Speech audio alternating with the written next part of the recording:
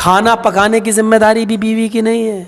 میری بہنیں اگر ہیں تو سنو، آج تمہیں خوش کر دیتا ہوں، اگر تمہارا پتی تمہیں پورا خرچہ نہیں دیتا ہے تو تم اپنے پتی کی جیب سے اتنا پیسہ اس کو بتائے بغیر لے سکتی ہو جتنی تمہیں ضرورت ہے۔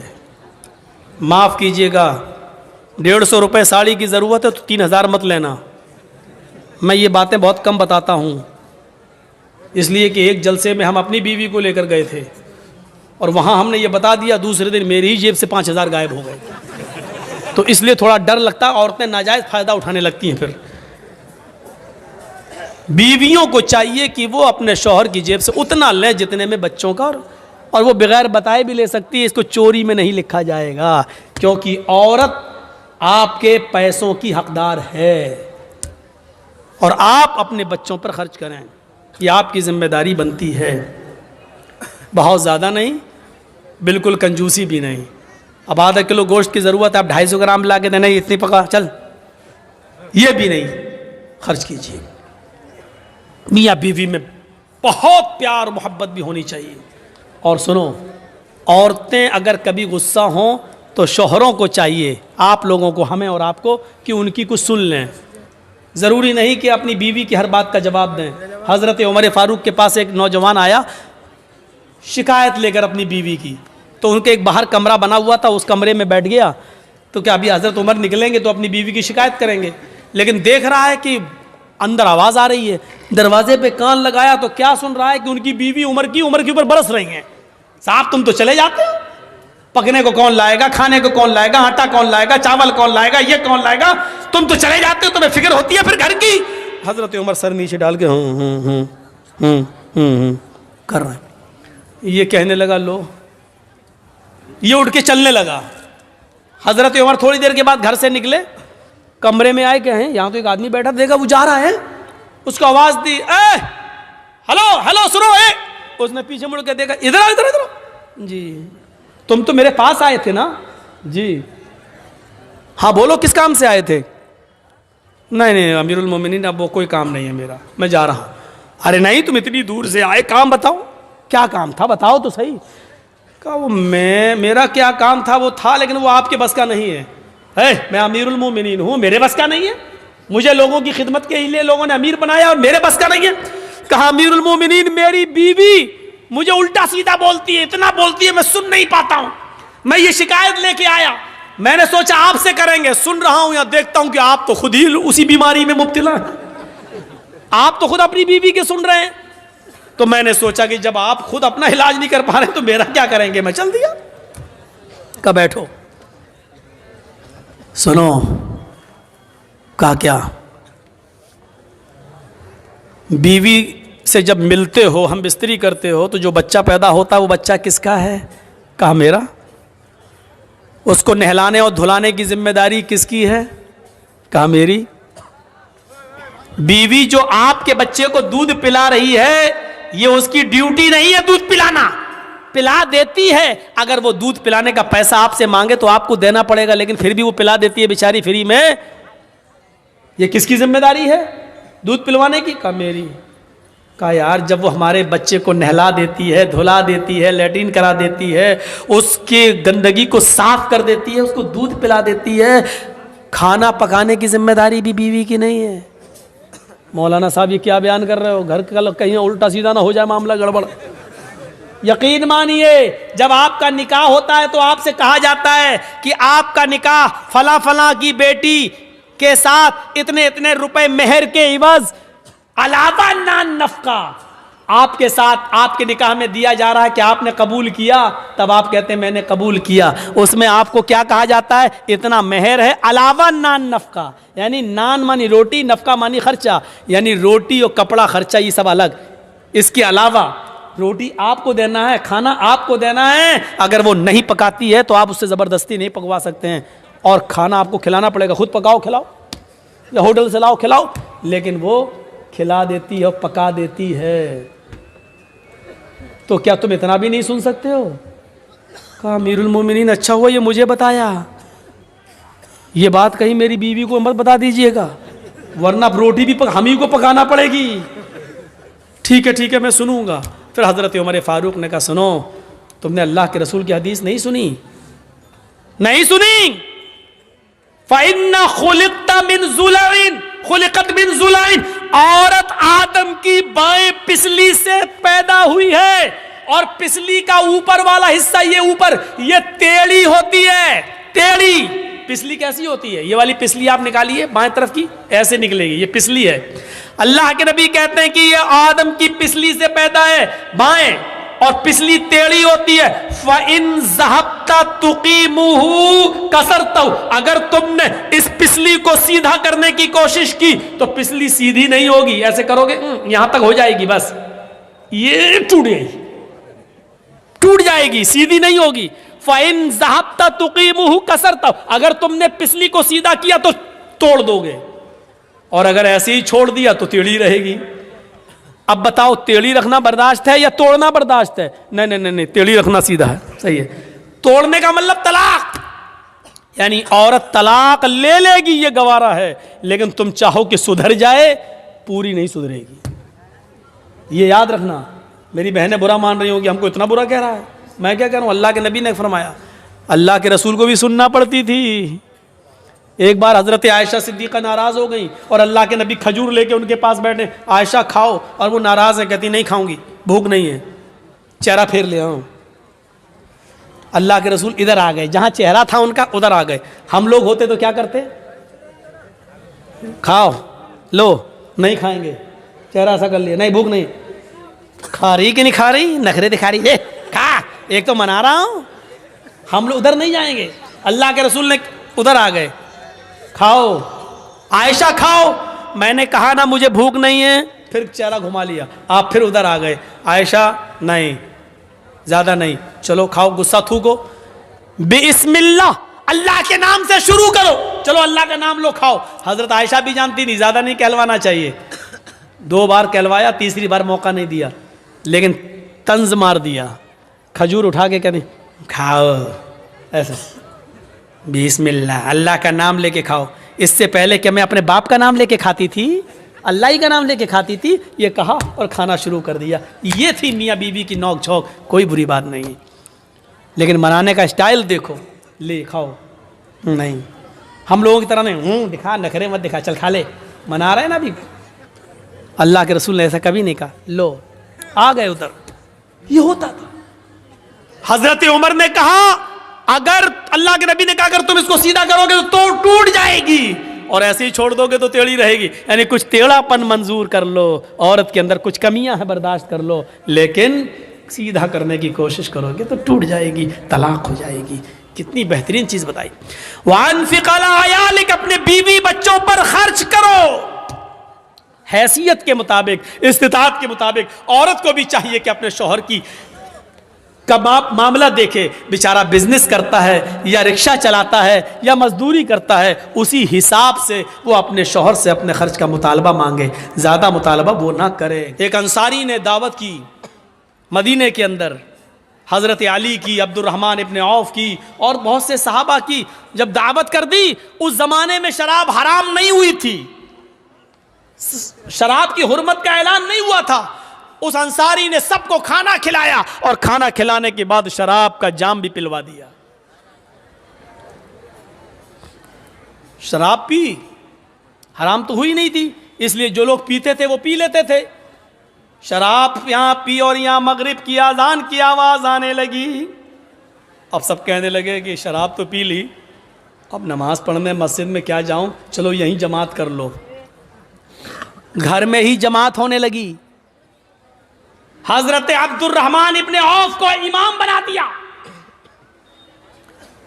حضرت عبد الرحمن ابن عوف نماز پڑھا رہے ہیں مغرب کی, حضرت علی اور دوسرے صحابہ پیچھے کھڑے ہیں, اور مغرب میں زور زور سے قرآن کی تلاوت کی جاتی ہے, وہ بھی کر رہے ہیں. شراب اپنا رنگ دکھانے لگی, دماغ پہ چڑھنے لگی. اور یہاں قرآن کی آیت پڑھ رہے ہیں الحمدللہ رب العالمین الرحمن الرحیم مالک یوم الدین ایاک نعبد و ایاک نستعین اہدنا الصراط المستقیم صراط الذین انعمت علیہم غیر المغضوب علیہم ولا الضالین. گاڑی صحیح چلی یہاں تک. اس کے بعد انہوں نے آنے لگا, چڑھ گئی, اور نماز میں ہے. بسم اللہ الرحمن الرحیم, اب قرآن کی سورت شروع ہو گئی. قُلْ يَا أَيُّهَا الْكَافِرُونَ لَا أَعْبُدُ مَا تَعْبُدُونَ. قرآن کی آیت یہی ہے, لیکن یہ کیا پڑھ رہے ہیں نماز میں؟ قُلْ يَا أَيُّهَا الْكَافِرُونَ نَحْنُ نَعْبُدُ مَا تَعْبُدُونَ. بالکل معنی ہی الٹ دیا. ترجمہ کیا ہوا؟ قُلْ يَا أَيُّهَا الْكَافِرُونَ, اے محمد صلی اللہ علیہ وسلم کہہ دو اے کافرو, لا اعبد ما تعبدون, میں ان جھوٹے خداؤں کی پوجا نہیں کرتا جن کی تم کرتے ہو. یہ ہے ترجمہ. لیکن انہوں نے کیا پڑھ دیا؟ نحن نعبد ما تعبدون.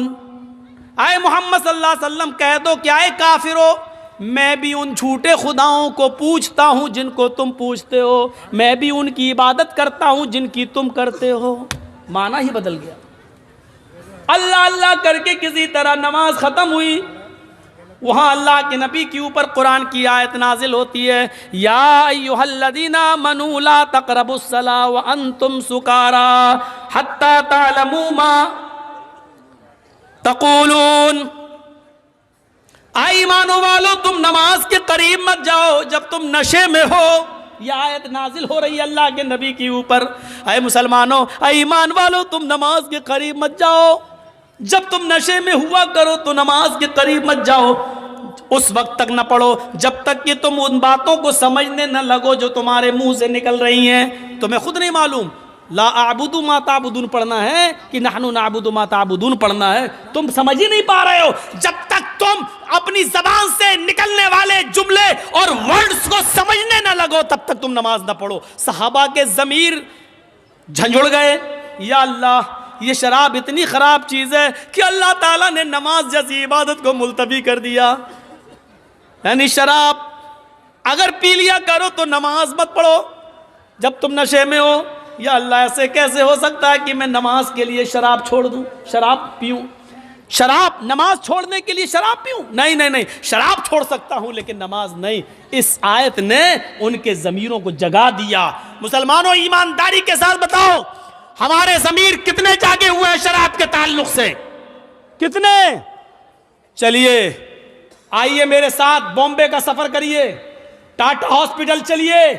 میں نے اپنے چچیرے بھائی کا, پھپھیرے بھائی کا علاج 11 سال تک کرایا ہے ٹاٹا ہاسپٹل میں, اور 11 سال کرانے کے بعد بھی اللہ کے حکم کے آگے کسی کی نہیں چلتی. اور 11 سال کے بعد جب اس کا دوبارہ پیر کا آپریشن ہوا تو 3 مہینے کے بعد اس کا کینسر اوپر تک بڑھ گیا, اور پھر ہم نہیں بچا سکے. وہی ہوا جو اللہ کو منظور تھا. ٹاٹا ہاسپٹل گواہی دے گا کتنے لوگوں کے لیور میں کینسر شراب کی وجہ سے ہوتا ہے, کتنے لوگوں کی آنتوں میں کینسر شراب کی وجہ سے, اور کتنے لوگوں کی کڈنی خراب ہوئی ہے ان میں کینسر ہوا ہے شراب کی وجہ سے. یہ ٹاٹا ہاسپٹل کی دیواریں لکھی ہوئی ہیں, بتا رہی ہیں, اور وہاں کے ڈاکٹر آپ کو گواہی دیں گے. میرے بھائیوں, شراب کینسر کی بنیادی بیماری کی جڑ ہے. یہ لیور کا کینسر کر دے, یہ دماغ کا کینسر کر دے, یہ آنتوں کا کینسر کر دے, یہ کڈنی کا کینسر کر دے. یہ جس خون میں دوڑتی ہے کس حصے کو کینسر کا پیشنٹ بنا دے, یہ کچھ نہیں کہا جا سکتا ہے. اللہ کے رسول نے اس کو ایسے ہی حرام قرار نہیں دیا ہے, اس کو چھوڑیے. ایک صحابی ہیں, شراب حرام نہیں ہوئی ہے, انہوں نے زیادہ پی لی ہے, اور زیادہ پینے کے بعد پھر وہ اپنی بیٹی کو پکڑ لیے, ہاتھ پکڑ کر کھینچنے لگے, اپنے روم میں لے جانے لگے جہاں وہ اور ان کی بیوی سوتی تھی. بیوی نے دیکھا کہ میری بیٹی کا یہ کھینچ رہے ہیں میری بیٹی کو, تو وہ آئیں اور اپنی بیٹی کو بچاتی ہیں, اور شوہر کو دھکا دیتی ہے, پتی کو کمرے میں بند کر دیتی ہیں. جب نشہ اترتا ہے تو وہ دروازہ اندر سے پیٹتا ہے, یہ دروازہ کھولتی ہے, وہ صحابی اپنی بیوی کو مارتے ہیں اور پیٹتے ہیں. جب بیوی پٹ چکی تو کہنے لگی تھک گئے ہو کیا اور نہیں مارو گے؟ پھر اس نے اپنی بیوی کو گلے سے لگا لیا اور کہا تم جانتی ہو کہ تم نے مجھے بند کر دیا اس لیے میں نے مارا. ہاں مار تو لیا لیکن پوچھا نہیں کہ کیوں میں نے بند کیا. آج تم نے شراب کچھ زیادہ ہی پی رکھی تھی.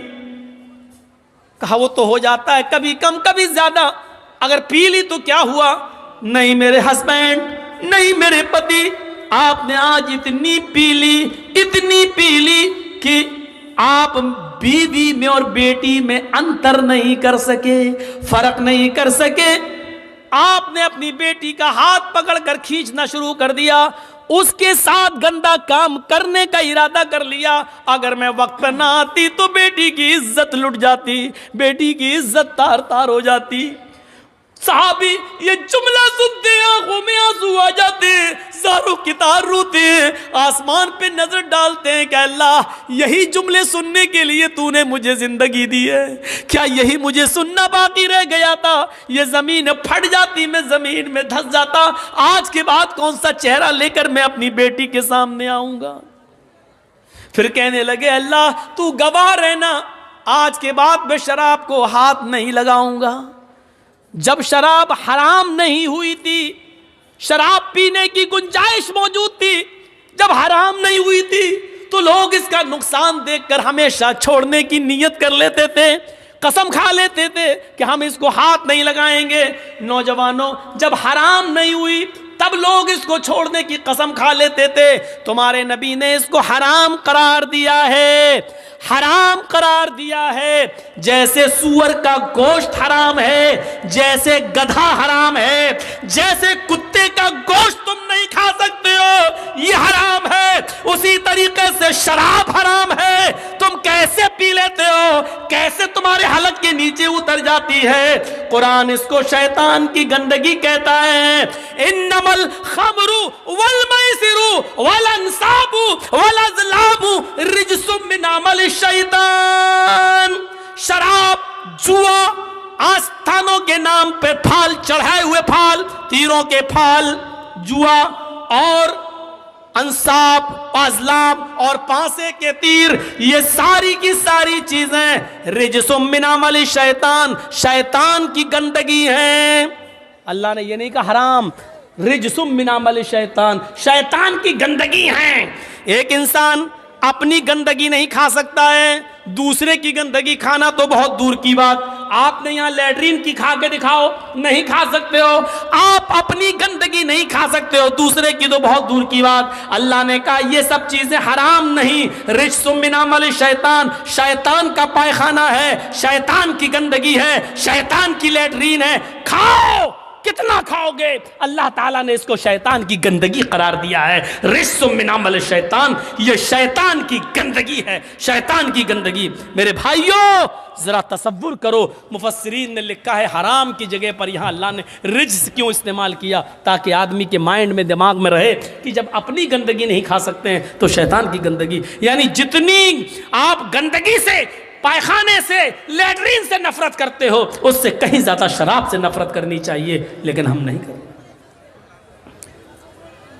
صحابی بیٹی کا ہاتھ پکڑ سکتے ہیں, کیا ہم اور آپ صحابہ سے بڑھ کر ہیں؟ کیا شراب کے نشے میں آ کر ہم اپنی بہن اور اپنی بیٹی کا ہاتھ نہیں پکڑ سکتے؟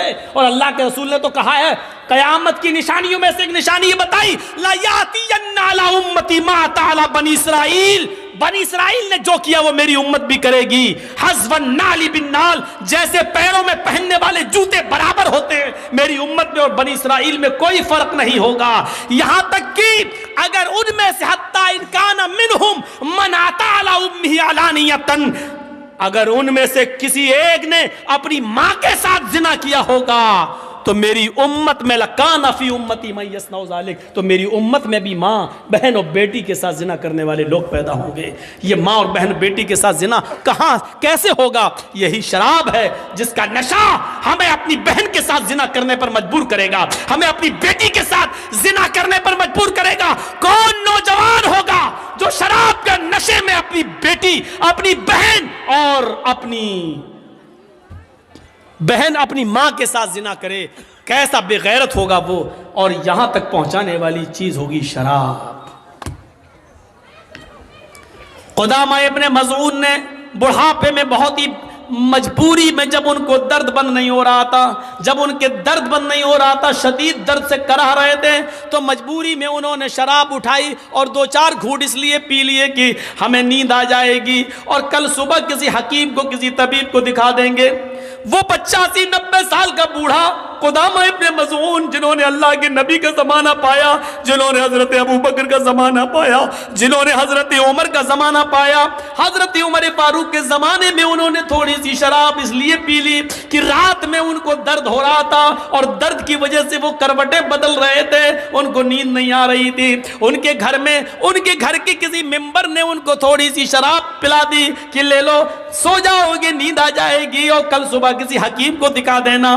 لیکن یہ خبر عمر فاروق کے کانوں تک پہنچ گئی۔ حضرت عمر نے اس 90 سال کے بڈھے کو، قدامہ ابن مظعون کو طلب کیا، ان سے پوچھا، انہوں نے کہا بہت تیز درد ہو رہا تھا، اس درد کی وجہ سے میں نے مجبوری میں شراب پی لی تھی تاکہ درد بند ہو جائے۔ حضرت عمر نے کہا افسوس ہے کہ تم نے مجبوری میں پی، لیکن محمد رسول اللہ نے شراب مجبوری میں بھی پینے کی اجازت نہیں دی ہے۔ ہمیں کوئی ایسی چیز نہیں ملتی کہ بیماری میں یا مجبوری میں اللہ کے نبی نے کبھی شراب کسی کو پلائی ہو۔ آئے قدامہ تمہیں کوڑے مارے جائیں گے۔ سارے صحابہ کہتے ہیں آپ اتنے بوڑھے آدمی کو کوڑے کیسے مار سکتے ہیں؟ حضرت عمر کی دلیل یہ تھی، ان کو کوڑے نہ مارنے کی کوئی دلیل دے دو یا اللہ کے رسول کی کوئی حدیث مجھے بتا دو کہ بوڑھے آدمی کو کوڑے نہ لگائے جائیں، ہم ان کو چھوڑ دیں گے۔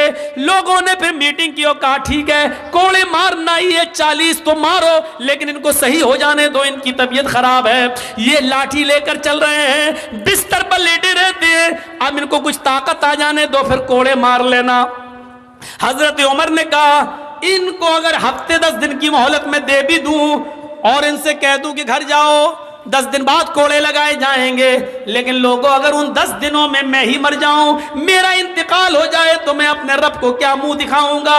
پھر قدامہ ابن مظعون کو کھڑا کر دیا حضرت عمر فاروق نے، اور اس 90 سال کے بوڑھے کو جس نے مجبوری میں شراب پی تھی ان کو 40 کوڑے مارے گئے۔ ان 40 کوڑوں کا اثر قدامہ ابن مظعون کے اوپر یہ ہوا کہ پھر وہ پوری زندگی بستر سے اٹھ نہیں سکے، پھر وہ لیٹرین بستر پہ کرتے تھے، پیشاب بستر پہ کرتے تھے، وہ 1 سال 1.5 سال 2 سال اس کے بعد زندہ رہے، لیکن جتنے دن زندہ رہے وہ بستر سے اٹھ نہیں سکے۔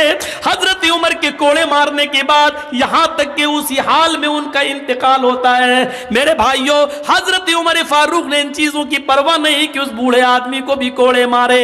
نوجوانوں غور کرو، جس شراب کے پینے پر بوڑھے آدمی کو نہیں چھوڑا گیا، قدامہ ابن مظعون کو نہیں چھوڑا گیا، پوری زندگی ان کی بستر پر ایڑیاں رگڑ رگڑ کر گزر گئی، پھر وہ بستر سے کبھی اٹھ نہیں سکے، پیشاب اور پائخانہ تک انہوں نے بستر پہ کیا، ان کی بیوی ان کے بچے اس کو صاف کرتے رہے، لیکن عمر فاروق نے اس کی کوئی پرواہ نہیں کی۔ یہ شراب پینے والوں کی سزا ہے اسلام کے اندر، ہم اور آپ اس لیے بچے ہوئے ہیں کیونکہ میرے بھائیوں یہاں اسلام کا قانون نہیں ہے۔ میرے بھائیوں اسلام کا قانون نہیں ہے انڈیا میں، تو کیا ہوا؟ اپنے دلوں پر اسلام نافذ کرو۔ سب سے بڑا مسلمان وہ ہے جو اسلام کے قانون کو اپنے دل پر نافذ کرے، جو شریعت کو خود اپنے دل سے مانے، محمد رسول اللہ کے بتائے ہوئے راستے پر خود چلے اور دوسروں کو چلنے کا حکم دے۔ میرے بھائیوں یہ ہے وَلَا تَشْرَبَنَّ خَمْرًا فَإِنَّهُ رَأْسُ كُلِّ فَاحِشَةٍ، ہر برائی کی جڑ ہے، اس لیے شراب مت پینا۔